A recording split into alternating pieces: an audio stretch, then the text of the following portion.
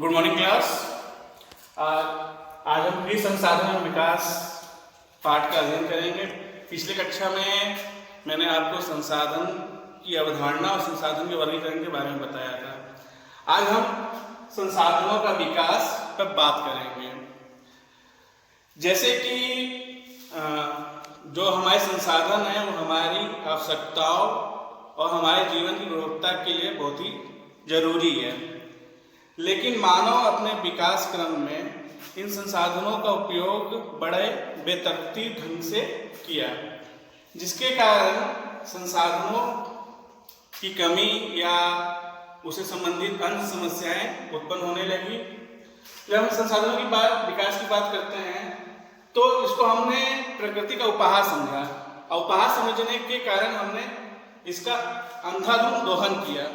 अंधाधुंध दोहन करने के कारण क्या हुआ कि संसाधनों का जो बंटवारा है वो पूरे लोगों के बीच में नहीं हुआ, और संसाधनों के अधिकारों के लिए देश और लोग आपस में लड़ने लगे, जिसकी वजह से हमें तीन चीजें देखने को मिलती है। लालच, हमने अपनी आवश्यकताओं से ज्यादा ही संसाधनों के ऊपर कब्जा करने की कोशिश की और उसका दोहन करने का प्रयास किया। लालच की वजह से क्या हुआ, संसाधनों का ह्रास होना शुरू हो गया। इससे बहुत सारी समस्याएं उत्पन्न हुई, जैसे अमीर गरीब। अगर हम बात करें संसाधनों के ऊपर अधिकार की, तो आप देखेंगे जो विकसित देश हैं या जो बड़े देश हैं उनके पास संसाधनों का अधिकार कुछ ज्यादा है, गरीब देशों के पास उतना नहीं है। इसी तरह हम समाज में भी देखें तो संसाधनों का बंटवारा न्यायोचित ढंग से नहीं होकर अन्यायपूर्ण तरीके से, उससे क्या हुआ कि एक वर्ग अमीर बन गया, दूसरा वर्ग गरीब बन गया, या कह सकते हैं एक वर्ग संसाधन विहीन हो गया, एक संसाधन युक्त हो गया। फिर तीसरा समस्या, हमने संसाधनों का शोषण शुरू किया। शोषण से का तात्पर्य है कि बिना सोचे समझे हमने सोचा कि अगर हमारी आवश्यकता 1 किलो है तो अगर हमारे पास 10 किलो सोना आ जाए तो हमने 10 किलो सोने का उपयोग करना शुरू कर दिया। इसी तरह पेट्रोल की बात करें तो पेट्रोल की जितनी उपयोगिता होनी चाहिए उससे ज्यादा हमने उपयोग करने लगा। इससे हमारे सामने एक विकराल प्रश्न उत्पन्न हो गया, पर्यावरणीय चिंताएं सामने आ गई, संसाधनों के न्यायोचित बंटवारे की बात आने लगी, विश्व शांति के ऊपर इस पर काफी प्रभाव पड़ा। इसी चीज को ध्यान में रखते हुए 1960 के दशक पे सतत पोषणीय विकास की अवधारणा आती है। सतत पोषणीय विकास जब विकसित देश खासकर पश्चिमी यूरोप और संयुक्त राज्य अमेरिका जो संसाधनों का लगभग 80 से 90% उपयोग करते पूरे विश्व का, और जो थर्ड वर्ल्ड है, जो तीसरा विश्व है, इसमें हम लोग भी आते हैं, तो उसमें असमान खाई या असमानता काफी उत्पन्न हुई। इस असमानता को पूरा पाटने की कोशिश का एक प्रयास हुआ। उसके लिए world commission on environment and development WCED ने एक विचार विमर्श समूह का गठन किया। उस समूह ने एक रिपोर्ट तैयार की, वो रिपोर्ट थी आवर कॉमन फ्यूचर, और इस कमीशन ने एक आयोग का भी गठन किया जिसको हम ब्रुटलैंड आयोग, जो कि नॉर्वेजियन प्रधानमंत्री ग्रो हार्लेम ब्रुटलैंड की अध्यक्षता में गठित हुई थी।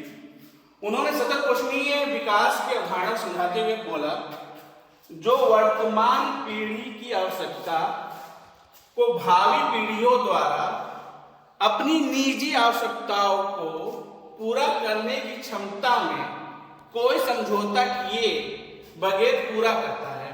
यह बात ग्रो हार्लेम ब्रुटलैंड की थी। अगर हम इसको सरल शब्दों में समझे तो इसका मतलब कि जो हमारी वर्तमान पीढ़ी है उसकी जितनी आवश्यकता है उतनी आवश्यकताओं के साथ वो अपनी संसाधनों का दोहन करे, और भावी पीढ़ियों के आने के लिए या उनकी आवश्यकताओं को ध्यान में रखते हुए उनके लिए संसाधनों को संरक्षित रखे, जिससे कि वर्तमान पीढ़ी और आने वाली पीढ़ी के बीच में इस तरह से कोई समस्या उत्पन्न नहीं हुई। और इसमें एक और चीज थी, वो था पर्यावरण। हमको पर्यावरणीय मुद्दों को भी समझना था और उससे उसकी चिंताओं को भी दूर करना था। इसी आयोग को ध्यान में रखते हुए सतत पोषणीय विकास पे 1992 में रियो डी जेनेरो, जो ब्राजील की राजधानी है, वहाँ अर्थ समिट या पृथ्वी सम्मेलन होता है, जिसमें 100 से अधिक देश भाग लेते हैं और पर्यावरणीय चिंता के ऊपर अपनी बात रखते हैं। उन लोगों ने एक समझौता किया जिसको एजेंडा 21 कहते हैं, कि हमें कुछ चीज़ों पे बात करनी है और उस पर्यावरणीय संबंधित और संसाधन संबंधी समस्याओं को हल करना है। कुछ प्राथमिकताएं थी।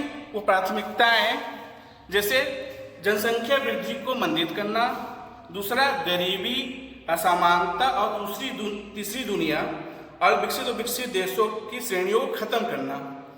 तीसरा था कृषि के दीर्घोपयोगी बनाना, यानी कृषि आप आज की बात करते हैं, जैविक कृषि की बात करते हैं। हमने क्या किया, कृषि में हमने देखा कि हमने सिंचाई और उर्वरक का इतना उपयोग किया कि कृषि की उर्वरकता कम होती चली गई। चौथा है वनों तथा अन्य पर्यावरणों का संरक्षण। मानव ने वन संसाधनों का इतना अंधाधुंध दोहन किया कि अब हमारे यहाँ वनों की जो संख्या काफी कम हो गई, वन क्षेत्र काफी कम हो गया, जिससे कि पर्यावरण की चिंताएं उभरी हुई है।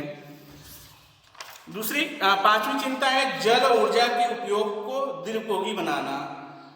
अब जल कहने के लिए नवीकरणीय संसाधन है, लेकिन हम जल का ऐसा उपयोग किए कि अब वो दूषित हो गया, हम उसको सीधे तौर से पी भी नहीं सकते हैं। और उसको आखिरी या कह सकते हैं कि जो नेक्स्ट है अवशिष्ट उत्पादन कम करना, यानी कि हमें कचरा या जो अनयूज चीजें हम ज्यादा उसका उत्पादन करते हैं। जब संसाधनों का हम प्रोसेस करते हैं या प्रक्रमण करते हैं तो उसमें कचरे का उत्पादन ज़्यादा होता है। हमको इस तरह से तकनीक अपनानी है कि वो कचरा का उत्पादन कम हो और हम संसाधनों का बेहतर ढंग से उपयोग कर सके, उसका अधिकतम से अधिकतम उपयोग कर सके। जब हम संसाधनों के विकास की बात करते हैं तो संसाधन या सतत पोषणीय विकास के 3 स्तंभ हैं। एक है सामाजिक, दूसरा है आर्थिक और तीसरा है पर्यावरण। इन तीनों स्तंभों को हम अगर बेहतर ढंग से बैलेंस तरीके से बैठा सके तो हम सतत पोषणीय अवधारणा को प्राप्त कर सकते हैं। आज की क्लास में इतना ही, और नेक्स्ट क्लास में हम नियोजन के बारे में पढ़ेंगे। धन्यवाद।